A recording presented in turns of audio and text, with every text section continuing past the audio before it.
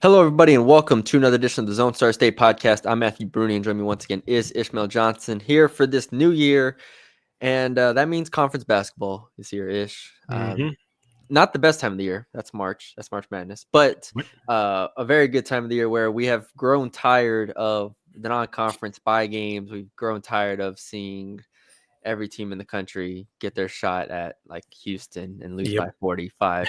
So here we are in conference play. A lot of good games to talk about already, and a lot more on slate. I know we talked about the women's. Was it Texas and A&M play, or no, Texas and Oklahoma play tonight? So we'll talk about that next podcast. But I sent you the rundown here? Yeah. Which one do you want to start with? Which one is the most interesting to you? I mean, I think the best game, maybe the mid-major game that's on this list, but I do kind of want to start with Texas Tech a little bit because, of course, they lose to UCF in their opener, 87-83. And for a lot of that game, it was kind of not that close. I won't say like not it wasn't a blowout, but it was like closer to probably 7-10 than it was to what was the final margin? 4. Yeah. And we can kind of talk about what kind of concerns us, what maybe doesn't concern us. I do think I should preface this by saying I do think that the Big 12 looks insane top to bottom. Like I'm seeing like top to bottom, right? I think the SEC is the top conference in terms of the top of the conference in the country. But from top to bottom, the Big 12 looks kind of nuts because UCF is around probably a middle of the pack team, and they're around like top 60 in KenPom. And the worst team is still probably like Oklahoma State. It's the only one outside the top. Well, Kansas State's around there, but like they're the only the only team outside the top 85, really. Right. And it's like even Oklahoma State, like that's Steve Lutz's first year. Like I still think they're going to be pretty solid. And so, that's kind of where I'm at is it's a disappointing loss because of where I still think Tech could be. And we were kind of hoping when they played such a bad schedule that they crushed a bad schedule. So like, therefore, okay, even if the competition wasn't that great, I still like this team when they start playing teams that are up to their level. Yeah. And you look at the St. Joe's game, they lost by 1. You look at the A&M game, they didn't have Toppin, they lose to A&M. I mean, it was like, there wasn't a bad loss here. Yeah.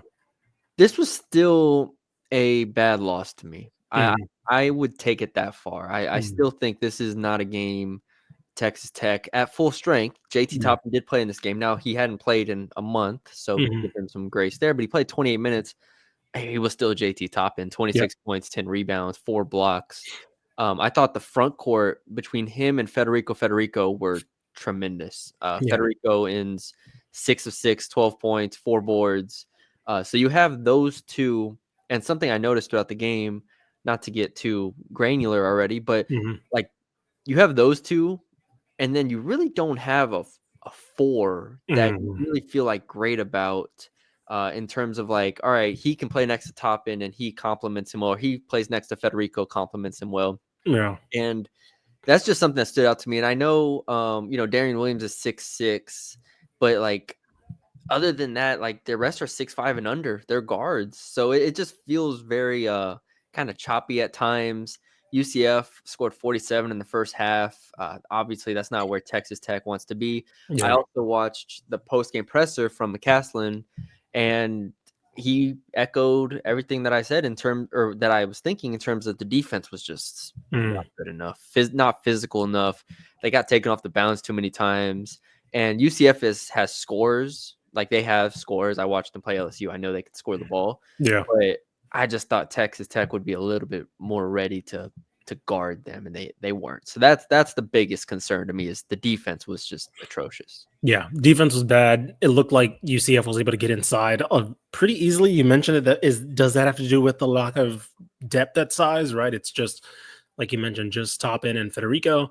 They were also able to get those like handoff screens up top for like a really good look pretty easily. Like Tech had a hard time coming off of There was no like physicality. Like they there was weren't like no getting into them. like anytime Mustafa Thiam basically set like a screen, like that defender was out, right? He was out of the play.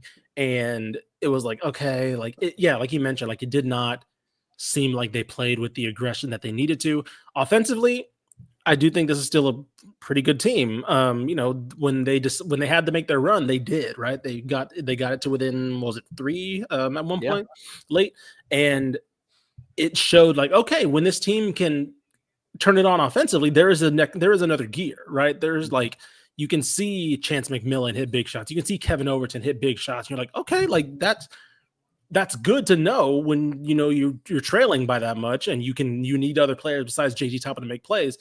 But they couldn't get the stops on the other end to really stop it, because what happens, I believe, after I think it was Overton hits that 3 to cut it, they end up getting a foul inside, because I think it was like Darius Johnson or something gets inside and he like gets fouled and like it's and one. And it's like, okay, like there goes your run, and then basically that was the game right there.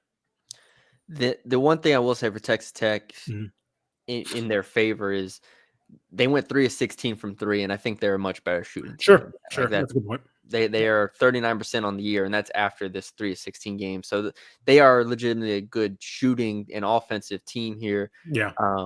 And I don't think UCF is like would play great defense or anything. I think they have some size, but they're mostly an offensive team. So, you know, if they go 6 of 16, you know, this is a very different game. 5 of 15, 5 of 16, like, you know, maybe it's a different game, but the 3-point differential is probably too much to overcome here. UCF goes 10 of 23 from 3. So it's just like we talk about in the NBA a lot, you know, 3-point variance, you know, going up and down.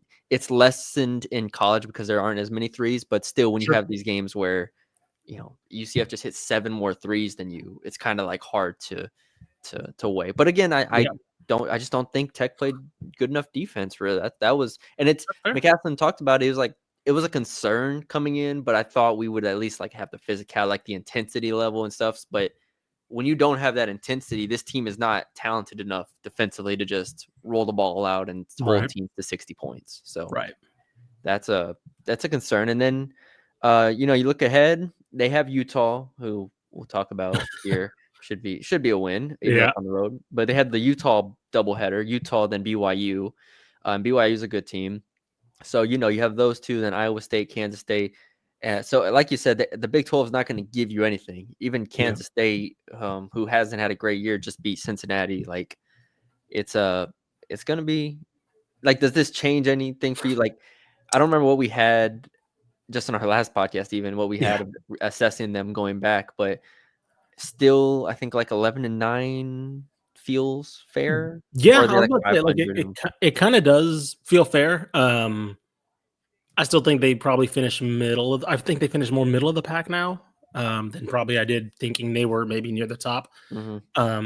Whether it's just one game or whatever, like that could be the case too, and they still finish as a contending team. But I think based off their record, their schedule of, again, not playing great teams, and then their first kind of semi-test of conference coming out the way it did, okay, like that's kind of a little bit of a red flag for me. Yeah, I agree. We'll see how it goes moving forward. I just think the defense is going to have to be significantly better. Speaking of teams that play great offense and typically not great defense, Baylor men, they blew the doors off Utah. Utah was like they didn't know what the heck they were doing out here. They were just 81 to 56. They held Utah to 17 points in the first half. This was just a complete beatdown. And I want to give some credit here to, I think, Foster Pavilion at full force. Once Baylor went up like 8-0, it felt like it was just over. It was like, okay, cool. We have the crowd behind us now. We have momentum. And this offense in particular, and they didn't even like score the ball at a super high clip. I don't have like their efficiency in front of me, but it wasn't like some sort of like, oh, they're going to drop 100 on you. But then the defense actually started playing, and Utah couldn't get into their stuff. And now we're like, Utah was the number 1 assist percentage team in the country, only ended with 17 assists to 17 turnovers. So we might have, like, you know, some optimism here for a Baylor defense for the first time this year. Yeah, I was going to say Utah is one of those teams like UCF that's, again, not going to compete for the conference, but like not a pushover. They pushed Mississippi State really, really well. I think they lost to Iowa and St. Mary's by single digits. And so it's like, okay, that's a very good win. By the way, how about Baylor doing that to their former boys? Caleb Lohner and Miro Little Very held to little. 4 combined points. Miro Little had nothing, 0 points as a starter, and they both played 24 in like 17 minutes. Like they were basically like, those two are doing nothing against us. That was crazy. Caleb Lohner had there were so many times where you could tell they were just trying to set up Caleb Lohner for a 3 or something, and he just was off the whole game. So I appreciate that. Like Scott Drew's like, I know those guys. They're not getting anything against us. And but yeah, man, it was a showcase game for Baylor. Like this is the kind of game I was hoping to see from them at some point, where they just prove that they're one of the better teams in the country, and they just haven't been up to this point. So I think it was one of VJ Edgecombe's best game. I think it might have been Jeremy Roach's best game so far. Norshad Omier, again, we talk about players needing to step up. Maybe, somebody needs to be that other big next to Josh Ojuluna, right? Again, Omier is not the biggest guy, but he's probably the second biggest they got. So like, you finally saw some of the pieces come to life a little bit. And if they can get maybe not this level of defense every single game, but if they can get a fraction of this, like I do think this offense does something like really, really special if they can get the other end to work a little bit better. Yeah, like I think they should be able to score on most anybody in the country. Like that. Especially because I think this offense is going to get better as the year goes on, and it's already proven that it's better than it was 2 months ago when they lost to Gonzaga and Tennessee. Mm-hmm. Like I just think this offense is talented enough, especially if Edgecombe starts hitting shots. We've talked about Roach finding his footing, getting better. Like we can nitpick about the upside of this team and stuff. Mm-hmm. Like I don't think they're ever going to be like a top 5 team in the country, but this team has enough talent, just raw offensive ability here to where they should be able to score on anybody. And it looked like that was the other thing, was like it'd been a while since I'd seen this like offense really get in transition. And I think that's what, like, when this team gets in transition, like they're like, again, they're like the college version of like Miami. When you're watching, you're like, who's stopping VJ Edgecombe on a fast break, right? Who's stopping when they start throwing lobs to each other? And it's like, okay, like this was you mentioned just the sheer talent. And it's like, that's what you wanted to see when we saw this team on paper. We're like, okay, this team could legitimately be a lot of fun. And like Norshad Omier was one of those guys who was like, when he's on a fast break, he's like, and they're throwing him a lob. It's like, okay, like he's going to finish that. And it was like, oh, this is, I was keeping track of the Baylor social media account, and they were tweeting out photos, like poster photos, right? It's like VJ Edgecombe with his his arm cocked back, and like a lot of just things like that. And it's like, okay, that's what this defense can do to set up that athleticism in transition to where nobody stops that in any phase of the game. Yeah, they have Iowa State on Saturday, so those are the Houston and Iowa State are the two teams that will certainly test this offense. But Baylor's up to 7th in KenPom on offense, now up to 61st on defense. So that's nothing to shrug at. But Iowa State, Cincinnati are the next 2 games here. They will be tested. I love that the Big 12 has 20 games in its season. Yeah, because like going back to Texas Tech, like that loss doesn't feel like it's demoralizing in that way. It's like if you can bounce back, you can kind of straighten things out a bit. So, good result for Baylor there. I have confidence in their offense, and we'll see what they look like against Iowa State on Saturday. The third men's game, like you said, it might be the best game. It definitely might have been the best game. North Texas beats UAB at the buzzer.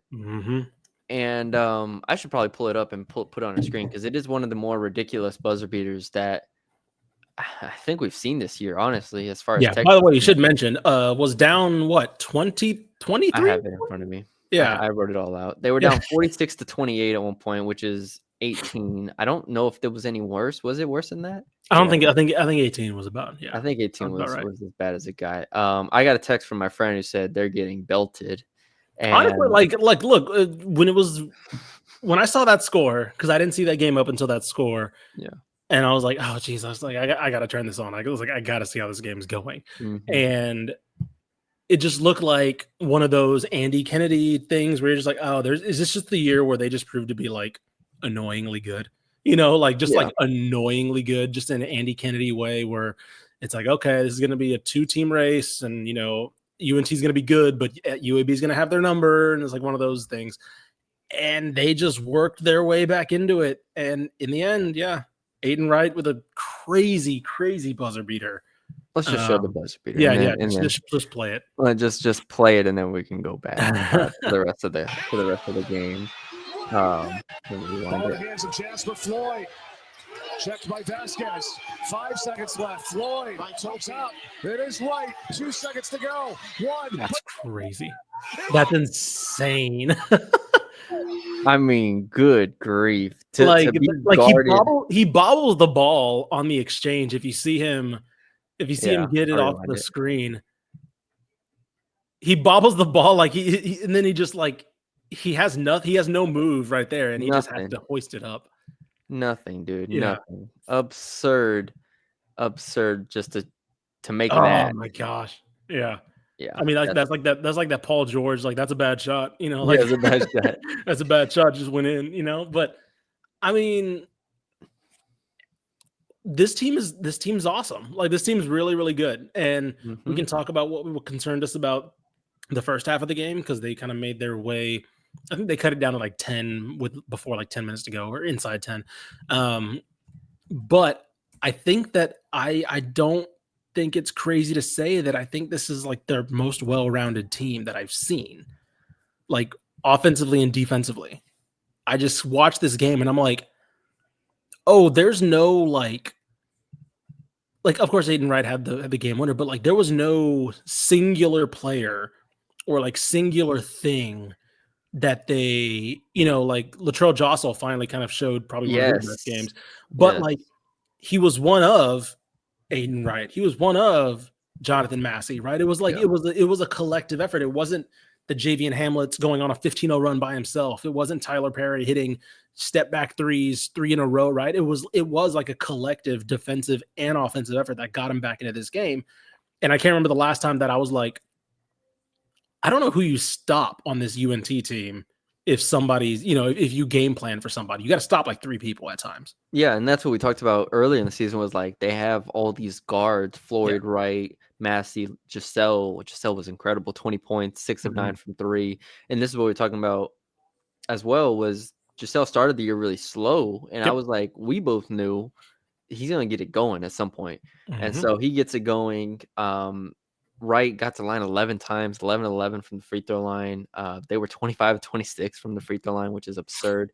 The first half, UAB scores 48 points. Yeah. And you watch them, and there is some of it because of Yaxel Lindenberg, who, if y'all don't know Yaxel Lindenberg for UAB, he's an NBA prospect level player, and he was an all-conference player last year and came back. He is incredibly hard to stop. He's really, really good at 6'9", 6'10 range. Yeah. So they were doubling him. They were kicking out for threes. UAB hit a lot of threes. UAB ends the game 10 of 18 from 3. And some of them were pretty tough. Yeah. But they scored 48 points, and then UNT immediately goes on an 11-0 run and starts the second half. Immediately just takes the air out of it, of UAB's sails, and it's just all right, now we're playing our game. 47-27 second half.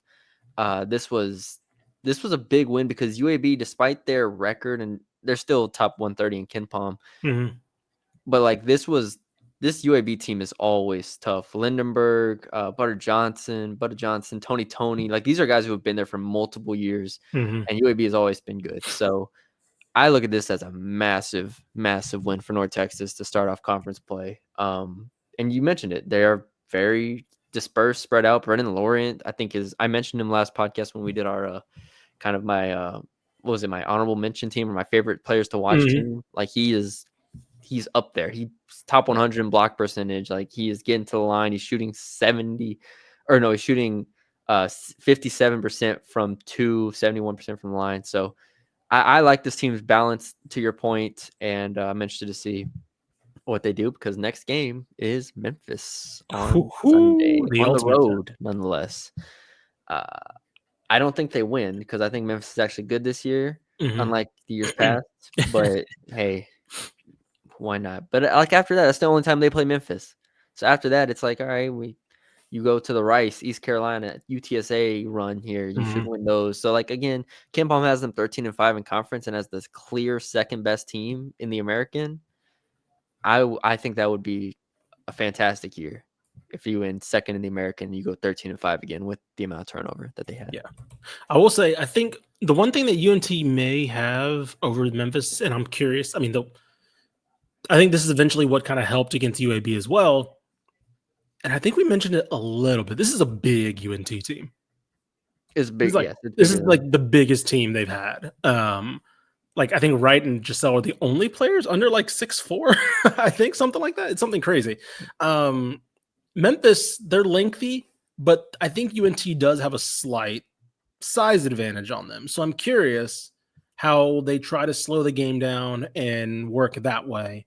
I mean, I think, again, if you're going to be Memphis, it's going to be that way, right? It's going to be not letting PJ Haggerty get to his spots, not letting Tyrese Hunter get to his spots. It's going to be like playing physical, being a little bit, you're going to have to see how loose you can be with the whistle, or, how tight they're going to be with the whistle, rather. So it's probably going to be a game that's going to be decided within like the first 5 minutes of how, how they're calling the game. But I see the recipe there. It's not easy, but I see the recipe there potentially, how they pull an upset. Yeah, I think you mentioned the last 3 years, they were like 318, 240, 250 in average height on KenPom. They are in the top 200 this year, 191. So this is a bigger team. Yeah. And I think especially when you look at like a starting lineup of Floyd, and like you said, Wright and Giselle are the only small guards here. And even them, they're over 6 foot, which is tall because North Texas had sub 6 foot guards before. Yep. But like Floyd, Wright, Walker 6'5", Laurent 6'9", Sissoko 6'9", Newell 6'9", Massey 6'6". Like they have enough size on the wings and in the paint to where you're not overly panicked about like a Dane Danger from Memphis. Now PJ Haggerty is a whole different animal. That man playing like one of the best players in the country. So we'll see how they do guarding him. But regardless, it'll be a fun game. Sunday at, I don't know what time the game's at, but yeah, Sunday in Memphis there. So we'll see how that goes. In the last game we didn't talk about, flip it to the women's side. Unfortunately, we're ending with a loss here. But Texas Tech. Yeah. Good Lord. Got blown out by Arizona State, 79-61. Oh my gosh. I was turned this game on after the fact, and Texas Tech's offense is one thing, but then I just feel like they couldn't guard Arizona State. They lost 79 points, obviously, but 51% from the field. And Arizona State didn't even shoot the three well. They were just getting in the paint constantly, and there was no real resistance here. 18 assists for Arizona State. I just was taken aback by Texas Tech's turnovers, by the transition defense, by the defense overall. And this is not a good Arizona State team, for those wondering. Right. They entered this game 6-7, and they had lost to Coppin State, UC Davis, San Francisco, lost by 20 to Utah. I mean, this in no way is an acceptable loss for Texas Tech here. So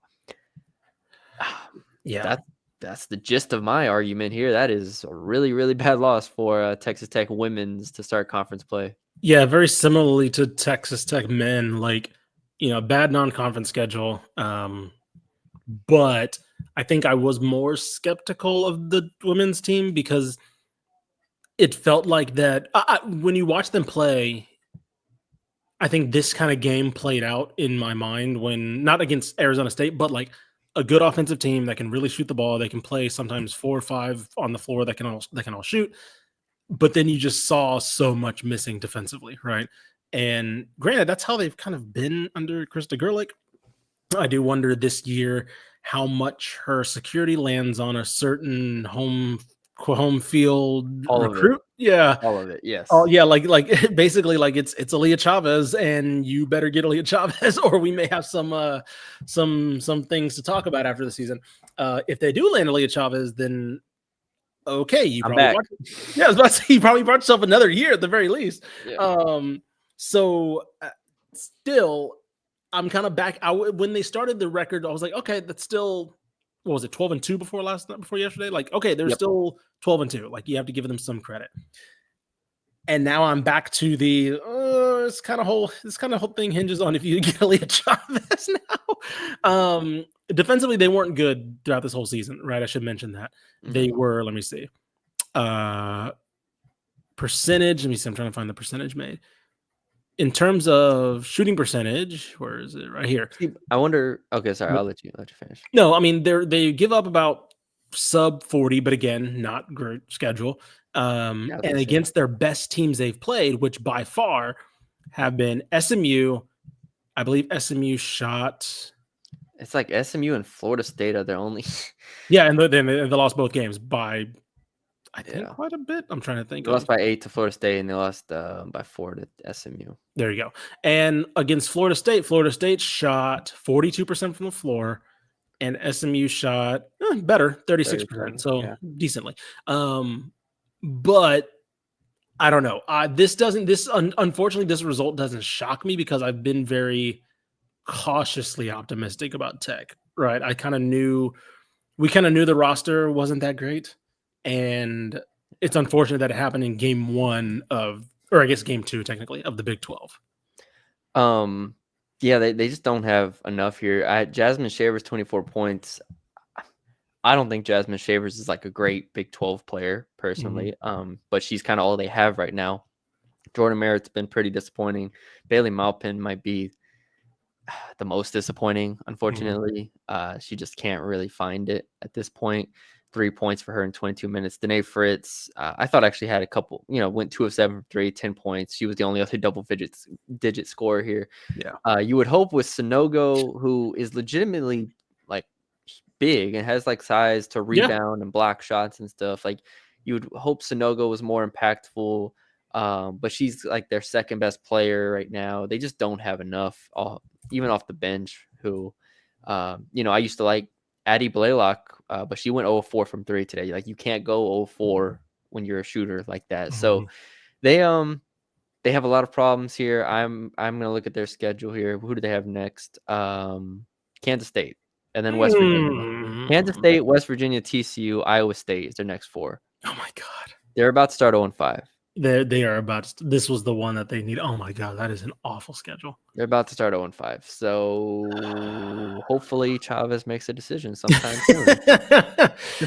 Yeah. So we can decide on what we need to do here. By the way, speaking of Kansas State, did you see the score going into the fourth quarter between them and Houston? The women's? Yes. No, I didn't. It was tied. I knew they didn't win by a ton, but I didn't see Rachel Galligan tweeted out, she tweeted out the score. I think it's like 51-51. And I looked and I was like, at first I was like, oh, the men must be playing, like obviously. And I was like, no, Rachel Galligan, women's reporter. Why would she be tweeting about the men's score? And so I looked and I was like, what is this? Houston proceeded to score 4 points in the fourth quarter. and Kansas State scored 23 or what it was, or whatever. 23-4 fourth quarter. Yeah. Winning by 19. I immediately, when I saw the fourth quarter score, I was like, I'm gonna give it 3 minutes. And if it is still close, I will turn in and watch this game. And it wasn't. It ended up not being close. But when she tweeted that score, it took me a second to register, oh, the men are obviously playing. And then it took, no, Rachel Galligan's a women's reporter. Why would she be tweeting about the men's game? Yeah. And I was like, oh, this is the Houston women's team that is tied up right now at Kansas State. So anytime, I should say this, Ayoka Lee finished with only 15-9. Yeah. Credit to, they did something right. Well, look at, Kansas State had 19 turnovers to Houston 9. There you go.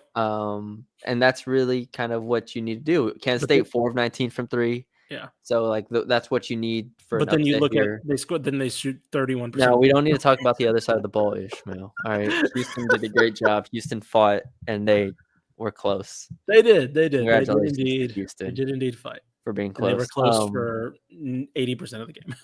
A quick box score watch on 2 games, real quick. Yep. Stephen F. Austin and Abilene Christian men.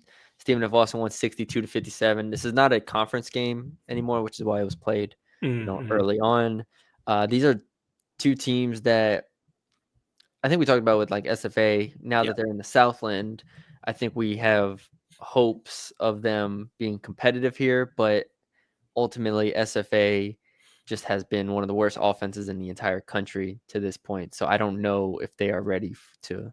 I mean, they're 0-2 in conference already. Yeah.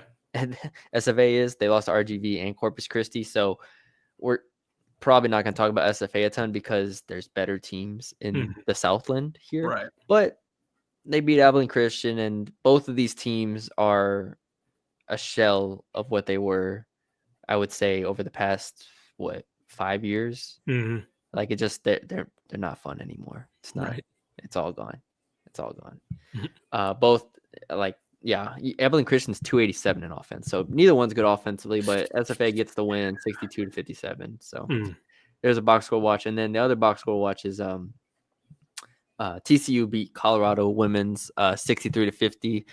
Sedona Prince only 14-10, which I say only. She only had 9 shots. I think that's the more surprising part. I do wonder how teams will continue to defend TCU. I think they're going to make them shoot threes, like collapse on Sedona, try to take away Haley's kind of mid-range game, and because she doesn't really want to step out all the way. So if you can kind of limit those two things, you make them shoot threes. TCU wins 7 of 22 from 3. I think that's the ideal situation here. I think in this, and I want to say this comes with like the grainiest of salt because like it's one team that did it. I do think South Carolina kind of on paper gave the blueprint, right? Where it's like, we're going to front Sedona. We're going to make them go somewhere else. We're going to kind of move her off her spots. Again, they have the people to do that. But I think on paper, that's kind of what it is, right? Make them a shooting team, make them to where they can't kick out, right? Sedona can't get the ball, get a double kick out. You just make sure she doesn't touch the ball. Again, there's only like 5 teams that can really do that consistently, but I do think that's going to be what we see when it comes to Kansas State or Baylor or Iowa State, things like that, teams that maybe have a little more athleticism to match. So I think you're right. I think this is kind of the blueprint we're going to see from her, to where her numbers may not be what they have been because teams are saying we'll just take her out of the game. Yeah, I will give them some credit though. Through 2 games of conference play, they allowed 52 points to UCF and 50 points to Colorado here. Yeah. So we had Mark Kimball on, and he said defense is still, the biggest thing that we're emphasizing, trying to get right before conference play. 2 games against, not great Big 12 teams, but you hold them to 52-50. Now they have Cincinnati, then Kansas, then Texas Tech, then UCF again. So you have a 4, like really. I mean, we look at TCU, it's like going to be Baylor, Kansas State, maybe Iowa State, West Virginia. Are there four teams that we're expecting to give them some problems here? So, and the only one they play twice is Baylor. Of that group. So, I feel good about TCU. We'll see how they do in this upcoming run, but they should start off really strong in conference play. So that's it. First batch of conference games is complete. We'll get into a lot of them. Like I said, big game tonight for Texas Oklahoma women's. Saturday is Texas versus A&M men's. There's other games I'm forgetting. I think Baylor. No, not Baylor. Houston. I'm not going to go through it, but regardless, there's other big games on Saturday as well, which we will talk about. So, stay tuned for that. Leave us a like, comment, share, subscribe if you enjoyed the episode. Send it to a friend, tell a colleague. Let us know what you think in the comments below of your favorite team starting conference play. Leave us a 5-star rating and review on Apple, Spotify, wherever you listen. We will talk to y'all later.